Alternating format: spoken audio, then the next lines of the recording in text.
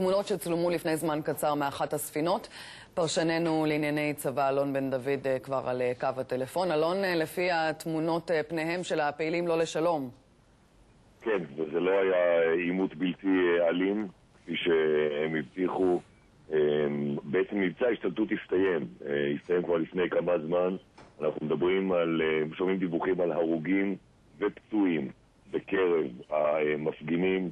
אלה המתינו לחיילי צה"ל מצוידים בשורה של כלי נשק קרים, וכאשר התבצעה ההשתלטות במקביל על מספר גדול של ספינות, הותקפו מיד חיילי צה"ל שעלו על הספינות. היו ניסיונות גם לפגוע בהם, גם לחטוף את נשקם.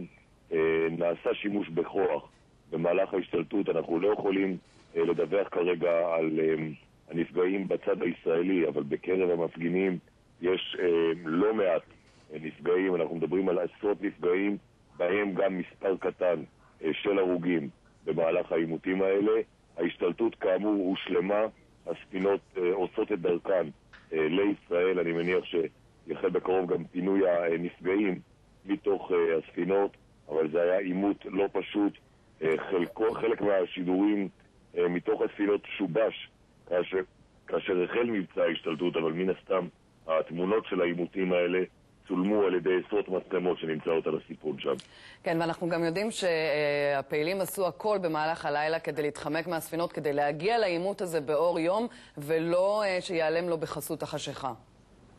נכון, היה מאמץ שלהם להאריך את משך ההפלגה לכיוון עזה כדי שההשתלטות עצמה תתבצע באור יום, אבל כמו שאת רואה, העימותים עצמם רובם החלו בשעות שלפני השחר, כאשר לוחמים פשטו על הספינות, חלקם מן האוויר, חלקם מן הים. אלון, אני רק רוצה להתייחס, אנחנו רואים כרגע את התמונות מרשת הטלוויזיה CNN בטורקיה.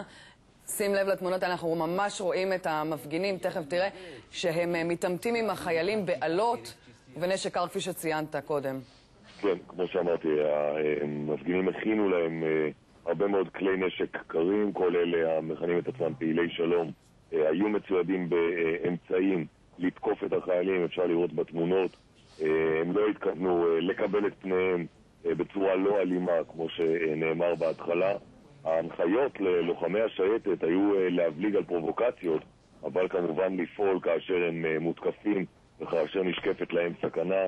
אפשר לראות את המפגינים החמושים בעלות ובמסכות גז מתעמתים עם החיילים, והתוצאה היא לא טובה. התוצאה היא עשרות נפגעים, גם הרוגים בקרב המפגינים, גם חיילי צה"ל, כמו שאת יכולה לראות בתמונות האלה, ספגו לא מעט חבלות במהלך האירוע הזה.